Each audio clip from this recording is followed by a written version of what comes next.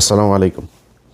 আমরা চাঁদাবাজির একটা নতুন সংজ্ঞা শিখেছি গত 2 দিন ধরে। আপনারা নিশ্চয়ই শুনেছেন সড়ক সেতুমন্ত্রী যিনি আছেন রবিউল ভাই, তিনি এক সংজ্ঞা আমাদেরকে শিখিয়েছেন। রবিউল ভাইয়ের চেহারাটা দেখলে আমার একটা টকশোর কথা মনে হয়। এই চ্যানেলের এই হিজড়াটা আছে না, সময় ইসলাম, এটা এক টকশোতে ওনারে ডেকে নিয়ে ওই সময় ইসলাম যখনই বিএনপির কোনো লোকজনকে ডাকতো, এদেরকে আওয়ামী লীগের সাথে মিলে একসাথে অ্যাটাক করতো। তো এর এক পর্যায়ে রবিউল ভাই সব খুলে টুলে দিয়ে উনি টকশোর মাঝখানেই বের হয়ে চলে এসেছিলেন। ওটা আমার খুব মনে হয়, এবং উনি কথাবার্তাও খুব সুন্দর করে বলতেন।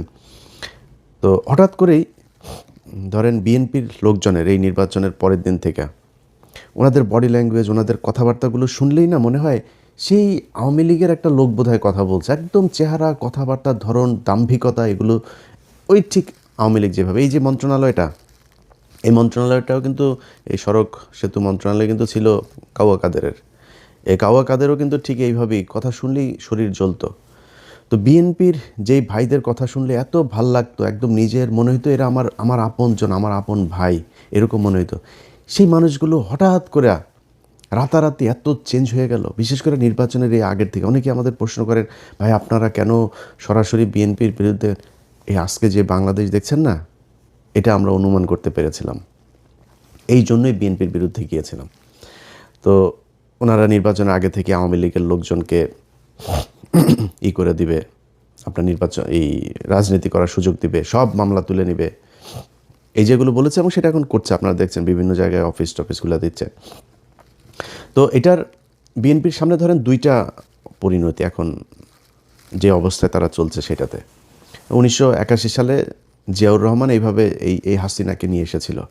17 দিনের মাথায় জিয়াউর রহমানকে হত্যা করা হয়েছিল। খালেদা জিয়া, তিনি এই আপনার 96-এ যখন এই হাসিনাকে আপনার স্পেস দেয়, উনি কিন্তু 15ই ফেব্রুয়ারি একটা নির্বাচন করেছিল 96-এ। সেই নির্বাচনে আপনার জামাত, আওয়ামী লীগে অংশগ্রহণ করেনি। হাসিনা, খালেদা জিয়া চাইলে থাকতে পারতো, এমন কোনো আন্দোলন হয়নি, এমন মানুষজনও মারা যায়নি, ছেড়ে দিয়েছেন। তারপরে 12ই জুন 96 আবার আরেকটা নির্বাচন দিয়েছিলেন। ওই সুযোগ দিয়ে তারা আবার 96-তে আসতে দেওয়া হয়েছে। 96-তে আসার পরে কি করেছে সেটা আপনারা জানেন। এরপরে 2001 থেকে 6 খালেদা জিয়া জোর করে থাকতে চেয়েছে, কিন্তু মানে বিএনপির সমস্যাটা হলো, বিএনপি যদি চুরিও করে, মানে ল্যাটায়া ব্যাটায়া ওইটারে পাশা পোসা হাগু দিয়া নষ্ট করে গন্ধ বানায় ফেলে। আওয়ামী লীগ সেটা খুব স্মার্টলি করে, এটাই হলো পার্থক্য। তো এরপরে খালেদা জিয়া সুযোগ তাদেরকে দিয়েছেন। সেই সুযোগ দেওয়ার পরে 2013 সালেও আরেকবার খালেদা জিয়া সুযোগ দিলেন, 14 সালে নির্বাচনের না এসে।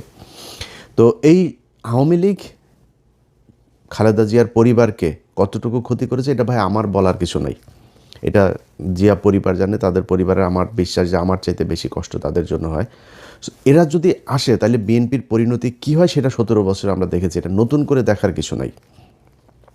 অতএব তারা যদি এদেরকে নিয়ে আসে, এসে মনে করেন আওয়ামী লীগকে নিয়েই তারপরে করলো, তো জোর করে যদি থাকতে চায়, বাংলাদেশে খুব নিকট অতীতে আমরা এর পরিণতি দেখেছি যে সেটাতে কি হয়।